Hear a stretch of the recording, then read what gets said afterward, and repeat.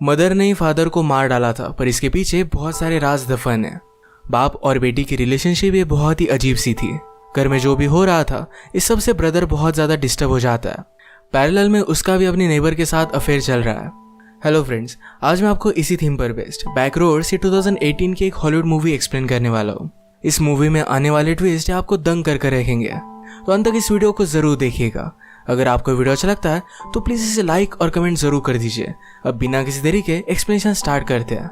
Movie start होती है और हम हमारे मेन कैरेक्टर हार्ली को पुलिस स्टेशन में देखते हैं। पुलिस उससे पूछते हैं, तुम्हारे पास राइफल थी, तुम उसे दूर से मार सकते थे, तो पास जाकर तुमने क्यों मारा?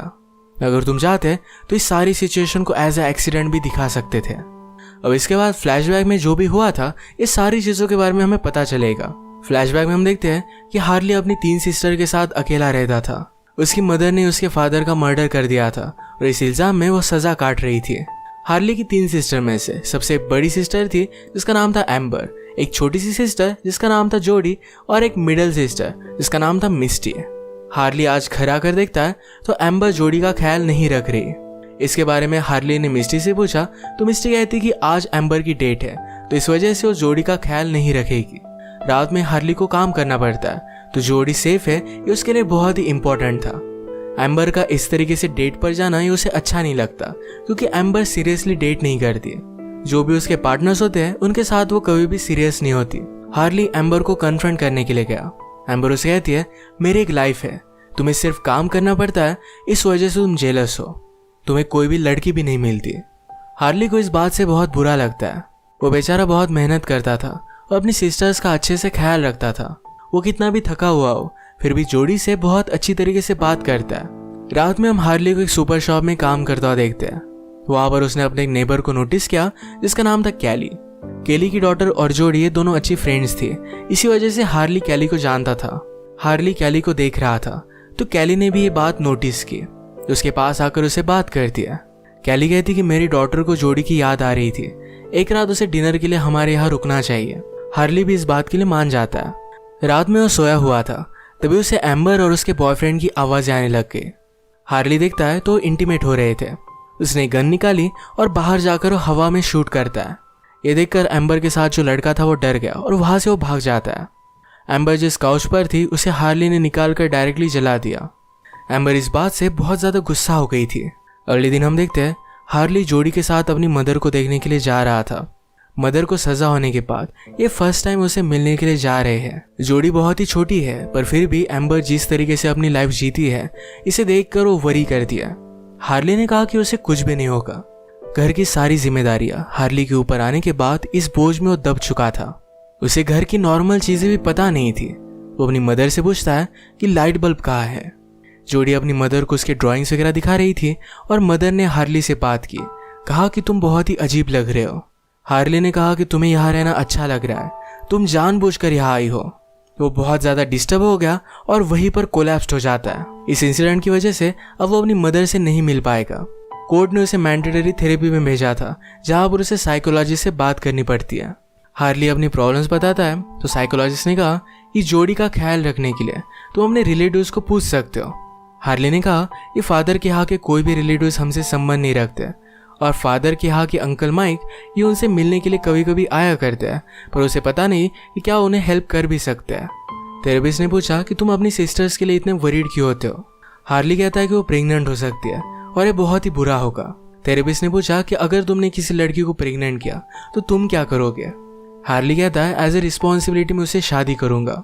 अगर वो उसे प्यार भी नहीं करता फिर भी पूरी लाइफ तक उसके साथ रहने के लिए वो रेडी था, पर उसका मानना था अगर वो किसी लड़की के साथ होगा तो उससे हमेशा बहुत प्यार करेगा।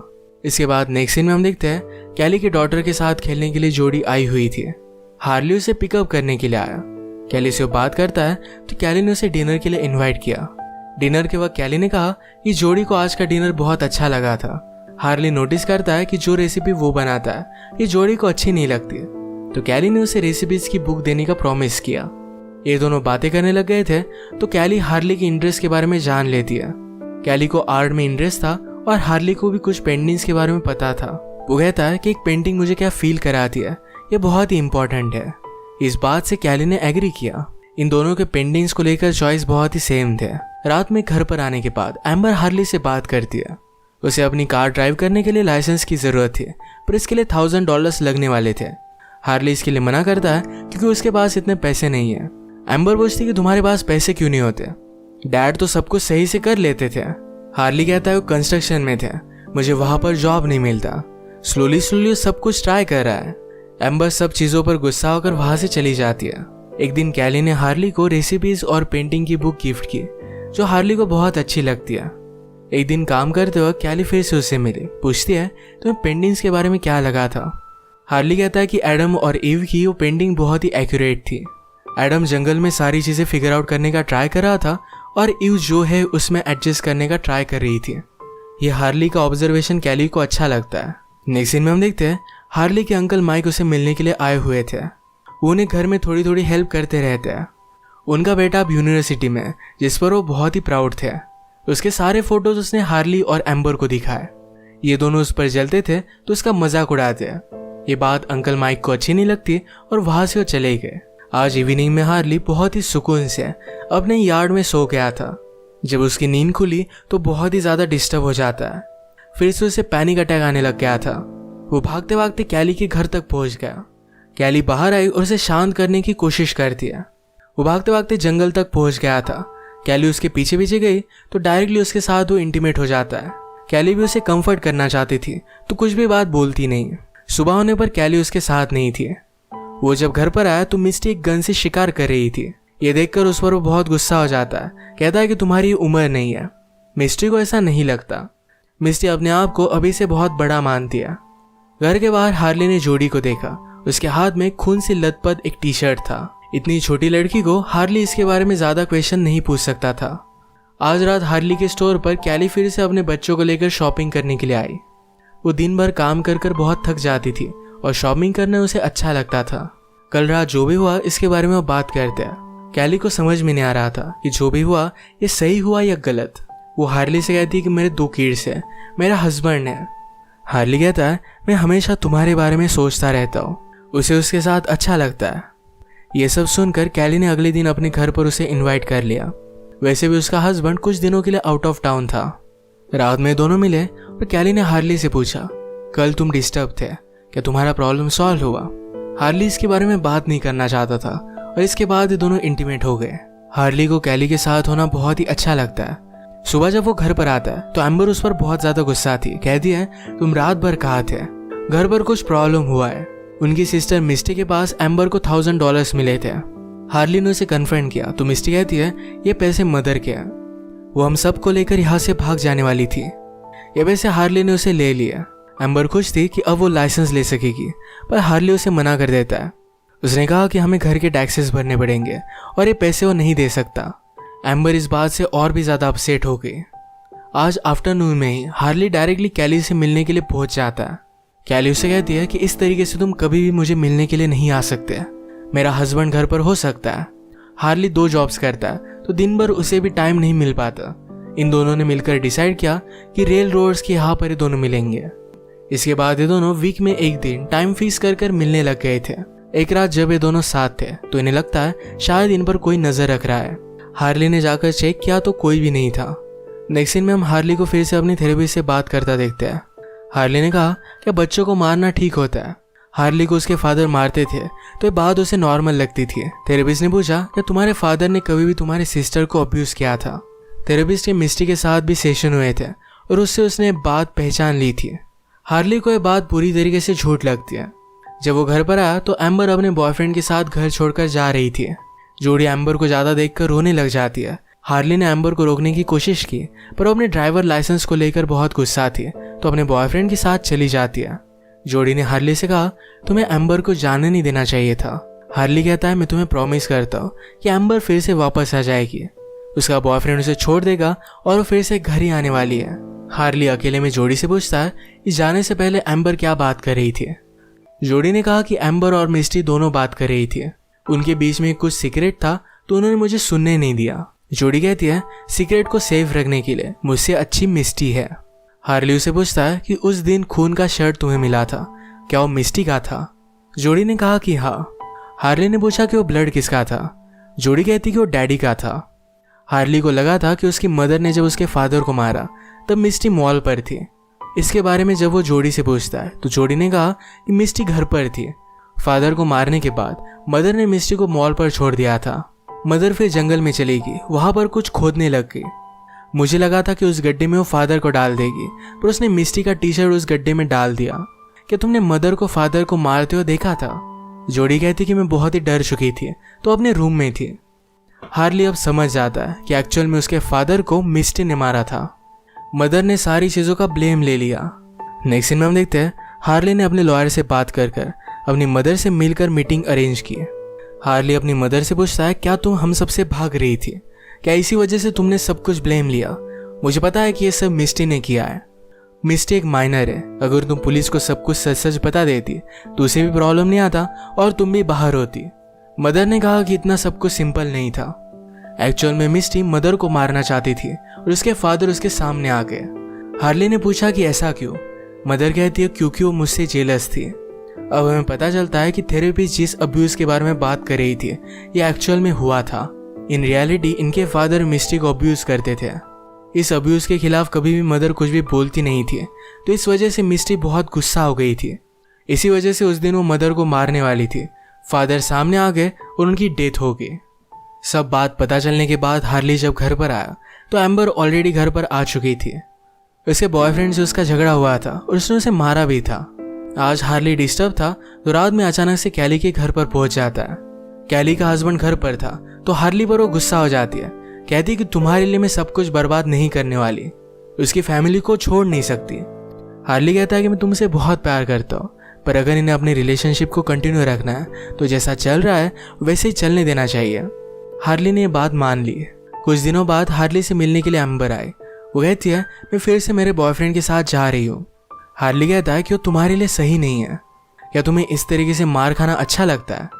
एम्बर चाहती थी कि हार्ली उसे रोक ले, उसे घर में वेलकम करे। हार्ली भी उसे रुकने के लिए कह देता है तो एम्बर को भी बहुत अच्छा लगा। रात में साथ में घर पर आए। हार्ली बहुत ही ड्रंक हो गया था। वो सुबह देखता है तो एम्बर उसके पास ही सोई हुई थी। उसे लगता है कि रात में इनके बीच में कुछ हुआ, इस बात से वो बहुत ज़्यादा डिस्टर्ब हो गया। एम्बर उसे संभालने की कोशिश करती है पर उसे दूर झटक देता है। एम्बर इस बात पर गुस्सा हो गई और कहती है मुझे तुम्हारे और कैली के बारे में सब कुछ पता है, तुम कभी भी उसे पा नहीं पाओगे। जिस तरीके से मिस्टी का घर में अब्यूज हुआ करता था उसी तरीके से बचपन में एम्बर का भी उसके फादर अब्यूज करते थे। इस बात के बारे में हार्ली को थोड़ा थोड़ा पता था, पर आज ये बात कन्फर्म हो गई थी। वो अपने थेरेपिस्ट के पास जाकर सब कुछ उसे बता देता है और वो बहुत रोया। थेरेपिस्ट ने उसे समझा कि इन चीज़ों में तुम्हारी कोई भी गलती नहीं है, तुम दोनों बहुत ही छोटे थे। किस तरीके से इस इंसिडेंट को तुम्हें डील करना चाहिए इसके बारे में तुम्हें कुछ भी आइडिया नहीं था। एम्बर जो भी करती है इस सारी सिचुएशन को डील करने का उसका वे है, उसे हेल्प की ज़रूरत है। हार्ली जब घर पर आया तो मिस्टी उससे बात करती है। कहती कि मैंने तुम्हें और एम्बर को सुना। उसने बताया कि एम्बर और मैं ज़्यादा अलग नहीं है, घर में दोनों की सिचुएशन सेम थी। हार्ली उसे कहता है कि तुमने जो भी किया इसके बारे में मुझे पता है। मिस्टी ने कहा कि तुम्हें बहुत पहले ही फादर को मार देना चाहिए था, हम दोनों को इन सब चीज़ों से गुजरना नहीं पड़ता। ये बात सुनकर हार्ली को बहुत बुरा लगता है। आज वो कैली से मिलने वाला था तो जगह पर पहुंच गया। वहां पर डायरेक्टली उसे कैली की डेड बॉडी मिलती है। उसने आसपास देखा तो एम्बर के पास उसकी राइफल थी। एम्बर कहती कि मुझे समझ में नहीं आ रहा था कि मुझे करना क्या चाहिए। अगर तुम कैली के साथ होते तो मेरा ख्याल कौन रखता। हार्ली कैली के पास ही बहुत रोया। वो फिर खुद पुलिस स्टेशन में जाकर सरेंडर कर देता है। उसने कहा कि मैंने ही कैली का मर्डर किया है। सारी सिचुएशन पुलिस को बता दी। पुलिस ऑफिसर कहते हैं कि अगर तुमने कैली को मारा होता तुम दूर से भी उसे मार सकते थे। तुमने क्राइम सीन के पास उल्टी की, इसका मतलब है तुम्हें कर ही नहीं सकते थे। तुम खुद चलकर हमारे पास आए, ये कैसे पॉसिबल है? मुझे लगता है कि मर्डर किसी और ने किया है। हार्ली एम्बर को बचाना चाहता था। वो आगे चलकर अच्छी लाइफ जी सकती है, पर हार्ली अपनी खुद की लाइफ को अच्छा नहीं मानता, तो इस वजह से सारा ब्लेम अपने आप पर ले लेता है। पुलिस को उसने बताया कि मुझे मल्टीपल पर्सनैलिटी डिसऑर्डर है, इसी वजह से ये सब मैंने किया है। अब वो खुद ही स्टेटमेंट दे रहा है तो पुलिस कुछ भी कर नहीं पाते। उस पर सारा ब्लेम आ गया, उसे जेल में डाल दिया जाता है। थेरेपिस्ट को जब ये सब बात पता चली तो उसे वो मिलने के लिए आई। उसे बहुत बुरा लगा। उसे समझाने की कोशिश करती है तुम अपनी लाइफ को इस तरीके से बर्बाद नहीं कर सकते। हार्ली को लग रहा था कि अब तक उसने जो भी किया ये सब कुछ बहुत गलत किया है। घर की सारी सिचुएशन उसे पता ही नहीं थी उसे कुछ ना कुछ तो करना चाहिए था। इस ब्लेम की वजह से वो खुद को सजा देना चाहता था, तो इस वजह से कुछ भी नहीं बोलता। जेल में उसे अपनी छोटी सिस्टर जोडी के लेटर्स मिलते रहते हैं। हार्ली के जेल में जाने के बाद सब सिस्टर उनके अंकल के यहाँ रहने के लिए चली गई। वहां पर वो सेफ थी और एक अच्छा फ्यूचर पा सकती थी। हार्ली अपनी फैमिली के लिए यही चाहता था, तो जेल में ही रह जाता है। इसी के साथ ही मूवी एंड हो जाती है। क्राइम जो करता है उसे सजा तो होनी चाहिए, पर जो क्राइम देखकर नजरअंदाज कर देता है वो भी दोषी है। हमारे साथ अगर कुछ बुरा हो रहा है तो हमें उसके खिलाफ आवाज उठानी चाहिए। ये मूवी हमें ये बात बता कर जाती है। अगर आपको ये वीडियो अच्छा लगा तो प्लीज इसे लाइक और कमेंट जरूर कर दीजिएगा। मैं बहुत सारी मूवीज लेकर आता रहता हूँ, तो प्लीज इस चैनल को सब्सक्राइब कर दीजिए और बेल नोटिफिकेशन आइकॉन दबाना मत भूलिएगा। हम फिर से मिलेंगे और एक नई मूवी के साथ। तब तक के लिए थैंक यू और आप अपने आप का ख्याल रखिए।